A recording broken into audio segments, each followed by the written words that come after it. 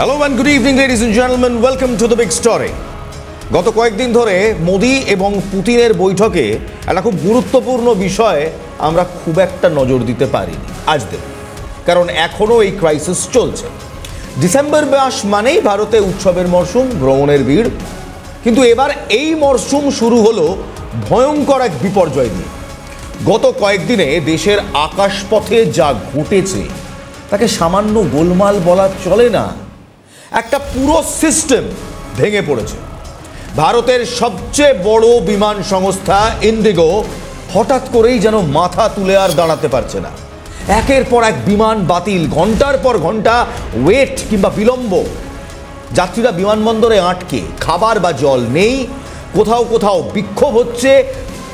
সমস্ত বিমানবন্দর, কলকাতা থেকে বম্বে, মেট্রো সিটিজের বিমানবন্দর, সব জায়গায় অবস্থা খারাপ। পরিস্থিতি এতটাই খারাপ যে এই সপ্তাহে নয়, এটা আমাদের বিমান পরিবহন ব্যবস্থার গভীর দুর্বলতার প্রতি এক সতর্কবার্তা। Hold it please.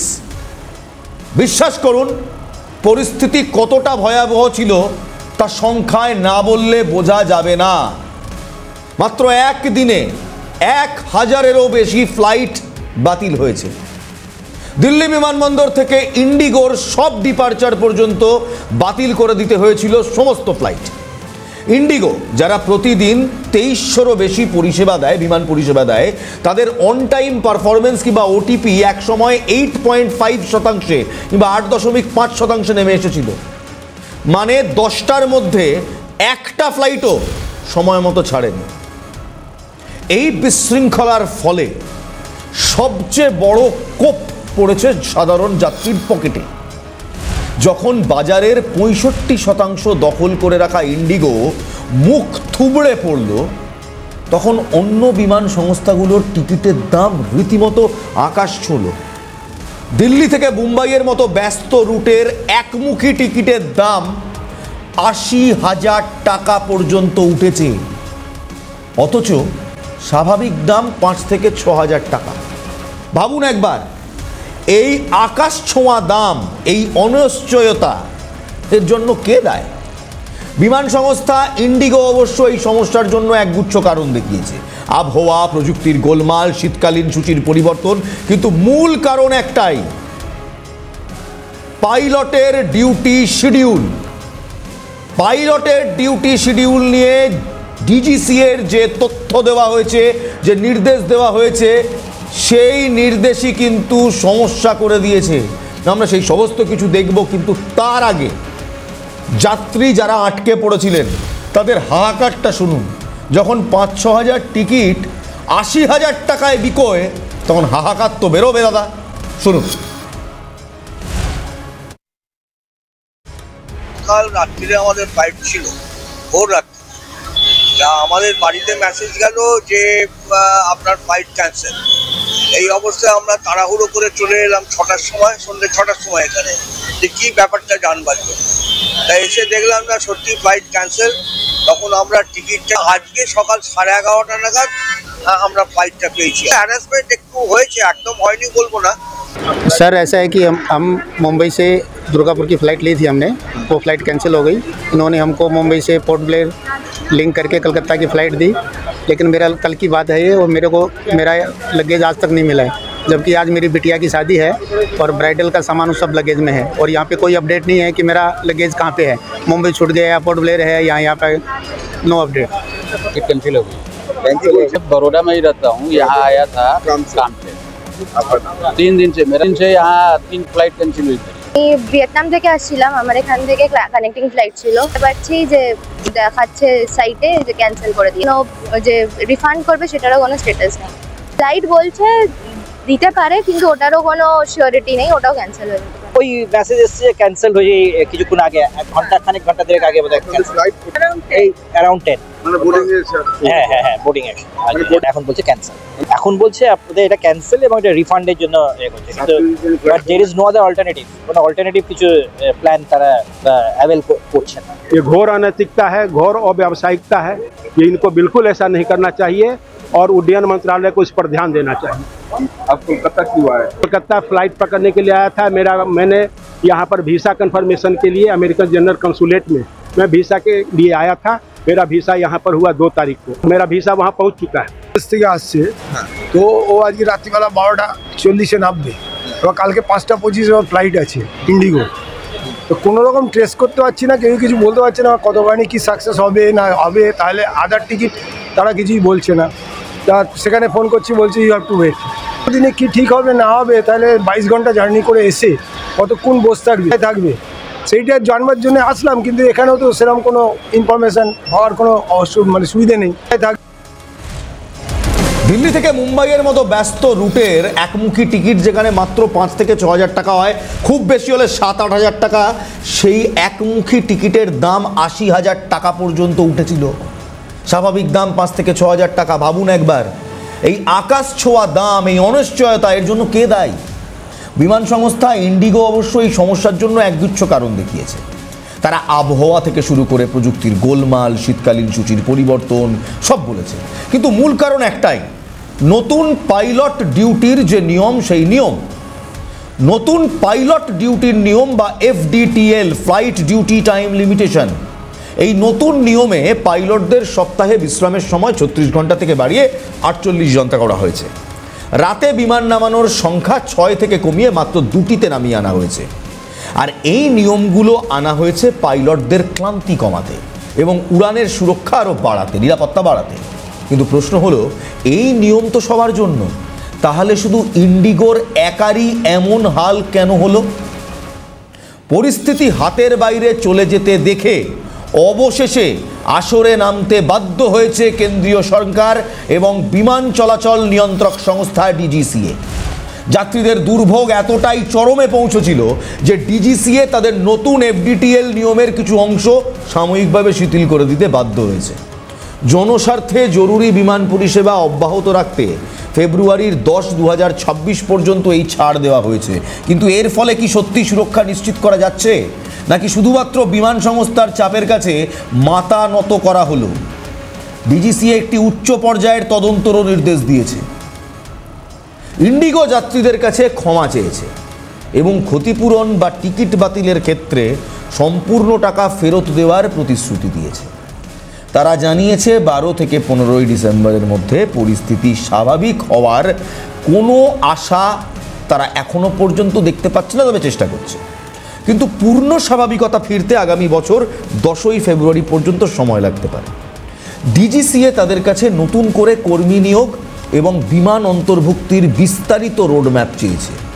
কিন্তু আজকের এই চরম বিশৃঙ্খলা শুধু পাইলটদের বিশ্রামের অভাব বা রস্টার প্ল্যানিংয়ের দুর্বলতা কিন্তু নয়। ভারতের আকাশপথ আরও একটি ভয়াবহ গভীর সংকটে ভুগছে, যা ক্যামেরার সামনে আসে না। আপনি কি জানেন, যখন আমরা ইন্ডিগোর পাইলট সংকট নিয়ে আলোচনা করছি, তখন দেশের এয়ারলাইনগুলোর শত শত বিমান চুপটি করে মাটিতে বসে আছে।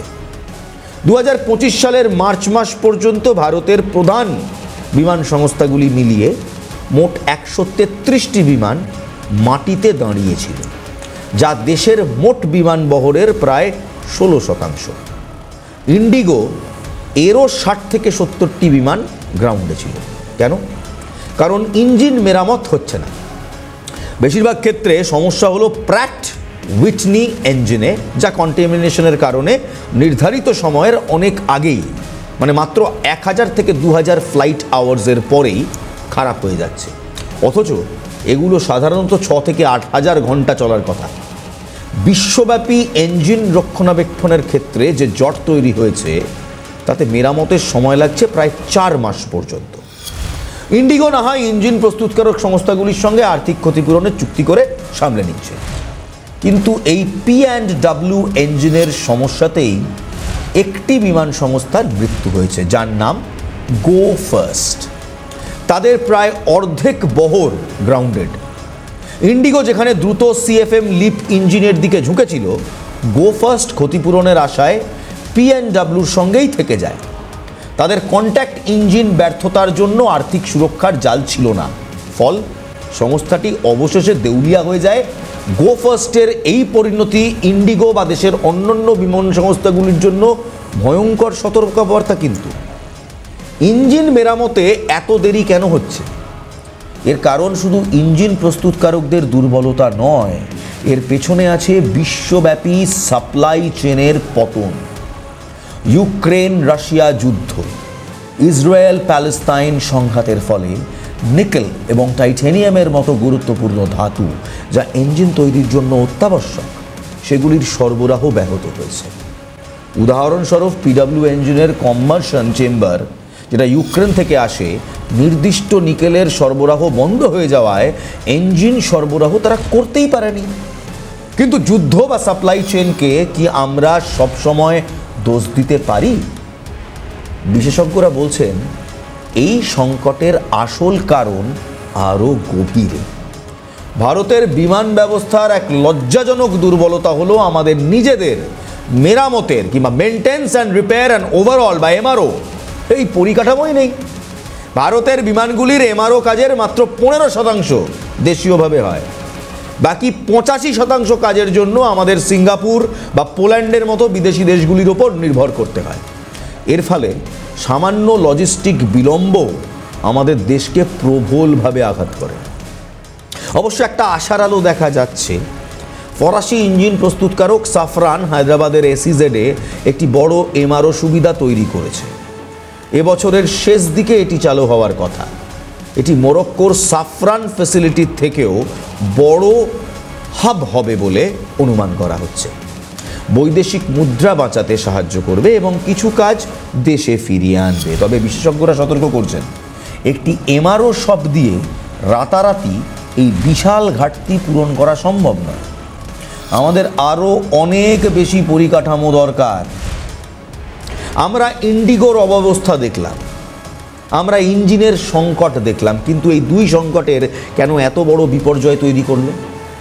কারণ হলো ভারতের বিমান বাজার নিয়ন্ত্রণ করে মাত্র দুটি সংস্থা, তার মধ্যে একটার নাম ইন্ডিগো এবং আরেকটার নাম এয়ার ইন্ডিয়া, যেটাতে আমি তো আপাতত চড়বো না, আপনি চড়বেন কিনা ভেবে নিন। এই দুটি সংস্থা দেশের 85% বাজার দখল করে রেখেছে। এটা ক্লাসিক ডুওপলি বা দ্বৈত শাসনের উদাহরণ। যখন ইন্ডিগোর মতো প্রধান স্তম্ভ ভেঙে পড়ে তখন যাত্রীদের যাওয়ার আর কোনো উপায় থাকে না। অন্য বিমান সংস্থাগুলি এই ভিড় সামলাতে পারে না, যার ফল হয় টিকিটের মূল্য বৃদ্ধি এবং দেশ জুড়ে চরম বিশৃঙ্খলা। সেই কারণেই দিল্লি থেকে বোম্বের যে ফ্লাইটের দাম 5 থেকে 8 হাজার টাকা হয়, সেই ফ্লাইট বিকিয়েছে প্রায় 80,000 টাকা ওয়ান ওয়ে ফ্লাইট টিকিটে। এই টাকায় তো আপনি লন্ডন ইউরোপ ঘুরে আসতে পারবেন। থাইল্যান্ড হলে দুটো টিকিট, মানে যেতেও পারবেন আসতেও পারবেন। দিল্লি থেকে বোম্বে যাওয়ার ফ্লাইটের যা দাম, মানুষ সত্যি সোশ্যাল মিডিয়াতে, আমি কালকে পড়ছিলাম সোশ্যাল মিডিয়াতে মানুষ অ্যাকচুয়ালি বলছে এই টিকিটের দামে তো একটা গোটা ট্রিপ প্ল্যান হয়ে যাবে ফ্যামিলিতে ভারতের ভেতর ছোটোখাটো। এই মুহূর্তে সবচেয়ে বড় প্রশ্নটি কি বলুন তো, ডিজিসিএ যে সামরিক ছাড় দিয়েছে তাতে কি সুরক্ষা শক্তি ঝুঁকিতে পড়ছে না? পাইলট অ্যাসোসিয়েশন এফআইপি কড়া ভাষায় ডিজিসিএর সমালোচনায় মুখর হয়েছে। তাদের বক্তব্য, এই সিদ্ধান্ত এফডিটিএল নিয়মের মূল উদ্দেশ্যকেই খর্ব করেছে এবং উড়ানের সুরক্ষা গুরুতরভাবে বিপন্ন করেছে। তাদের অভিযোগ, ইন্ডিগো এই বিশৃঙ্খলা তৈরি করে নিয়ন্ত্রক সংস্থাকে বাহুবল দেখাতে চেয়েছে যাতে নিয়ম শিথিল করা হয়। অর্থাৎ কি দাঁড়ালো? পাইলট অ্যাসোসিয়েশন বলছে এই যে সংকটটা হয়েছে, এই সংকটটা তৈরি করা, ইন্ডিগো ইচ্ছে করে এই সংকটটা তৈরি করেছে যাতে এবার ডিজিসিএর নিয়মটাকে তারা বদল করতে পারে। আমার প্রশ্ন, দাদা কেন্দ্র সরকারে যারা বসে রয়েছেন, আপনারা কি এতই ছুঁইমুই লজ্জাবতী লতা যে ইন্ডিগো আপনাদের দিকে বাহুবল দেখালো আর আপনারা বাহুবলে মুড়ে গেলেন? আমার আর যাত্রীদের সুরক্ষার কথাটা কোথায়? যে আমজনতা আপনাদের পয়সা দিয়ে ভোট দিয়ে টিকিট কিনছে, আপনাদের ভোট দিয়ে মসনদে বসিয়েছে, আপনারা আমাদের কথাটা ভাবছেন না? এয়ার ইন্ডিয়ার সেই ক্র্যাশ চোখের সামনে ভেসে উঠছে, এবছর হয়েছে। আহমেদাবাদের সেই ক্র্যাশ চোখের সামনে ভেসে উঠছে। নিরাপত্তায় কেন খর্ব করা হচ্ছে? তাহলে এখন আমাদের আকাশপথের ভবিষ্যৎটা কি? একদিকে শত শত বিমান ইঞ্জিন মেরামতের জন্য বিদেশে পাড়ি দিচ্ছে, যা ব্যয়বহুল ও দীর্ঘমেয়াদী সমাধান নয়। অন্যদিকে দেশের বৃহত্তর বিমান সংস্থার অপারেশন স্বাভাবিক রাখতে পাইলটদের বিশ্রামের নিয়ম সাময়িকভাবে শিথিল করে দেওয়া হচ্ছে। যদি এই দুটি সমস্যার কোনো মৌলিক সমাধান না হয়, অর্থাৎ যদি দেশের এমআরও পরিকাঠামো তৈরি না হয় এবং যদি বিমান সংস্থাগুলো কেবল লাভ বাড়ানোর জন্য লিন স্টাফিং বজায় রাখে, তাহলে কি ভবিষ্যতের প্রতিটা সংকটই ডিজিসিএকে নিরাপত্তার সঙ্গে আপোষ করতে হবে? এই প্রশ্নের উত্তরই খুঁজব। একটা ছোট্ট বিরতি নেব, বিরতির পর এই সবচেয়ে গুরুত্বপূর্ণ প্রশ্নের উত্তরটা জানার চেষ্টা করব। আমাদের নিরাপত্তার সাথে, আমার আপনার এয়ার ট্রাভেলের নিরাপত্তার সাথে ডিজিসিএ কি ছিনিমিনি খেলছে? এই বিমান কোম্পানিগুলো নিজেদের মুনাফা বাড়াবার জন্যে কি ছিনিমিনি খেলছে? দেখুন, প্রশ্নটা খুব সহজ। তাহলে কি ভবিষ্যতের প্রতিটি সংকটেই ডিজিসিএকে নিরাপত্তার সঙ্গে আপোষ করতে হবে? এই প্রশ্নটা রয়েছে। এবং একই সঙ্গে আমরা কি নিজেদের আকাশপথকে বারবার এই চরম অনিশ্চয়তার মুখে ঠেলে দিচ্ছি? এই সংকটে ক্ষতির পরিমাণ বিশাল। যাত্রীরা তো ভুগছেনই, কিন্তু দেশের অর্থনীতিও ক্ষতিগ্রস্ত হচ্ছে। যখন ইন্ডিগোর মতো সংস্থা এত বেশি ফ্লাইট বাতিল করে, তখন আন্তর্জাতিক ক্ষেত্রে ভারতের বিমান বাজারের সুনামও ক্ষুণ্ণ হয়। শুধুমাত্র ডিসেম্বর মাসে ইন্ডিগোর 1232টি ফ্লাইট বাতিলের মধ্যে 755টি বাতিল হয়েছে পাইলট, ক্রু ও এফডিটিএল সংক্রান্ত সমস্যার জন্য। এই পরিস্থিতি প্রমাণ করে যে এয়ারলাইনগুলো মুনাফাকে সুরক্ষার চেয়ে বেশি গুরুত্ব দিচ্ছে। আপনারা কি জানেন, প্রতিবার যখন একটি ইঞ্জিন মেরামতের জন্য বিদেশে পাঠানো হয়, তার ফলে দেশের কত মূল্যবান বৈদেশিক মুদ্রা বাইরে চলে যায়?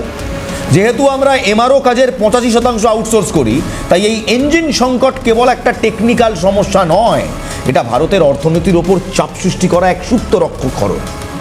বিশেষজ্ঞরা বলছেন, বিমান সংস্থাগুলোর কাজ হলো যাত্রী পরিবহন করা, ইঞ্জিন সারানো নয়। এমআরও পরিকাঠামো তৈরি করার দায়িত্ব নিতে হবে সরকারকে। রাশিয়া ইউক্রেন সংকটের পরে কৌশলগত স্বায়ত্তশাসনের ওপর জোর বাড়লেও নীতিগত উদাসীনতা এবং পুরনো করকাঠামোর কারণেই ভারতে এতদিন কোনো এমআরও শিল্প গড়ে ওঠেনি। হায়দ্রাবাদের ফ্যাসিলিটি ভালো শুরুয়াত, কিন্তু আমাদের আরও অনেক বেশি, অনেক দ্রুত এমন পরিকাঠামো দরকার। একটা এমআরও দিয়ে কিচ্ছু হবে না। ভারত আজ বিশ্বের 5ম বৃহত্তম বিমান বাজার। আমাদের এয়ার ট্রাফিক যখন দ্বিগুণ হবে, যখন আমরা বিশ্বের 3য় বৃহত্তম বাজারে পরিণত হব, তখন কি আমাদের নিয়ন্ত্রক সংস্থা, আমাদের পরিকাঠামো এবং আমাদের বিমান সংস্থাগুলির সেই চাপ নেওয়ার জন্য প্রস্তুত আছে কিংবা থাকবে? এই সপ্তাহের বিশৃঙ্খলা চোখে আঙুল দিয়ে দেখিয়ে দিয়েছে, যদি আমরা মৌলিক দুর্বলতাগুলি ঠিক না করি, তাহলে বিশ্বাস করুন, আমাদের আকাশপথের স্বপ্ন আন্তর্জাতিক অস্থিরতার করুণার ওপর নির্ভর করে থাকবে। এই দুটি বড় সংকট পাইলটদের সুরক্ষার নিয়মে আপোষ ও গ্রাউন্ডেড বিমানের দীর্ঘমেয়াদী সমস্যা আমাদের সামনে একটি কঠিন সত্য তুলে ধরেছে। যত বিমানই আমরা অর্ডার করি না কেন, যতক্ষণ না ভারত নিজের দেশে শক্তিশালী বিমান মেরামতি শিল্প তৈরি করছে এবং যতক্ষণ না আমাদের বিমান সংস্থাগুলি শুধু মুনাফার বদলে কর্মীর সুরক্ষা ও নিয়ম পালনে মনোযোগী হচ্ছে, ততক্ষণ ভারতের আকাশপথ বারবার এই বিশৃঙ্খলার শিকার হবে। সুরক্ষা ও পরিকাঠামো, এই দুটির অভাব ভারতকে কিন্তু বিশ্বের দরবারে একটি ভঙ্গুর বিমান ব্যবসা হিসেবে চিহ্নিত করছে। এই তো কয়েক মাস আগে, মনে আছে তো আহমেদাবাদে কি হলো? এই ক্ষত যদি দ্রুত সারানো না যায়, আমাদের উড়ানের স্বপ্ন মাটিতেই পড়ে থাকবে। শুধু ইন্ডিগোকে দোষ দিয়ে লাভ নেই। আপনাকে বুঝতে হবে, আমাদের এখানে অর্থাৎ আমাদের সেন্ট্রাল গভর্নমেন্ট ডিজিসিএ, তাদেরকেও একটু নড়ে চড়ে বসতে হবে। সুভাষ গোয়েল কি বলছেন শুনুন। Airlines like Akasa, SpiceJet, Air India, and India Express, they all dared to do that. But Indigo not only did not adhere to the norms, they also expanded their international flights and increased their domestic flights without increasing the crew and the pilots. The result was that government wanted to enforce the policy deadline, which was in November, until November end. Indigo, rather than cutting down some of their flights, grounded most of their flights. So this was also exploitation by other airlines. So the chaos, gives not only a bad image to the ভাবুন অবস্থা, যদি দেশের বিমান পরিষেবার এই হাল হয়, তাও আবার 2025-এর মতো একটা সময় দাঁড়িয়ে, যেখানে 6-7 হাজার টাকার বিমান টিকিট 80,000 টাকায় বিকোয়, এবং যার মূল কারণ বোঝা যায় এই সংস্থাগুলোর মুনাফার ফায়দা, এবং দ্বিতীয় আমাদের ভারত সরকারের কিছু নীতি, তা যাত্রী সুরক্ষার নীতি নয়, এই যে বিমান সারানোর কোনো শিল্পই এখানে গড়ে ওঠেনি। হায়দ্রাবাদের একটা হাবকে দেখিয়ে আমরা বলছি সব কিছু হয়ে যাবে, কিচ্ছু হবে না। একটা হাবে গোটা দেশের সমস্যার সমাধান হয়? কেন্দ্রের ভ্রান্ত নীতি এবং বিমান সংস্থার বেশি করে মুনাফা কামানো এবং পাইলট এবং আমাদেরকে দূরে সরিয়ে দেওয়ার প্রচেষ্টা, এটাই হলো সমস্যা। এভিয়েশন এক্সপার্টদের সঙ্গে আমরা কথা বলেছিলাম, এই যে শিথিল করে দেওয়া হলো, যাত্রী নিরাপত্তার সঙ্গে আপোষ করা হলো, ডিজিসি আপোষ করলো ইন্ডিগোকে স্বাভাবিক করতে গিয়ে, এটা কতটা ঠিক হলো? দেখুন এভিয়েশন এক্সপার্টসরা কি বলছেন। lines like the CASA, SpiceJet, Air India, and India Express, they all dare to be launched. But Indigo not only did not adhere to the norms, they also expanded their international fleet network and increased their domestic flights without increasing the crew and the pilots. The result was the government wanted to enforce the policy deadline, which was in November, until November end. Indigo, rather than cutting down some of their flights, grounded most of their flights. So this was also exploitation. সত্যি এই লাগাম ছাড়া বিমান ভাড়ায় হাহাকার উঠেছে। ইন্ডিগোর এই একনায়কতন্ত্র বিমান মার্কেটে কিংবা বিমান ব্যবসায় আমাদের ভুগিয়েছে। কলকাতা এয়ারপোর্ট থেকে শুরু করে বম্বে এয়ারপোর্ট, দিল্লি এয়ারপোর্টের বাইরে লম্বা লাইন, কেউ মাটিতে ঘুমিয়ে রয়েছেন, কেউ মাথায় হাত দিয়ে বসে রয়েছেন, কেউ উত্তেজিত হয়ে পড়ছেন, খাবার নেই, জল নেই, অবস্থা শোচনীয় ছিল। এর দায় কার? বিমান সংস্থা এবং সরকারের, দুজনকেই নিতে হবে। কারণ নীতি এবং মুনাফা, এই চক্করে আমি আপনি আম সাধারণ মানুষ আমরা ভুগছি। ভালো থাকবেন, ভালো রাখবেন। আগামীকাল আবার দেখা হবে। জয় হিন্দ।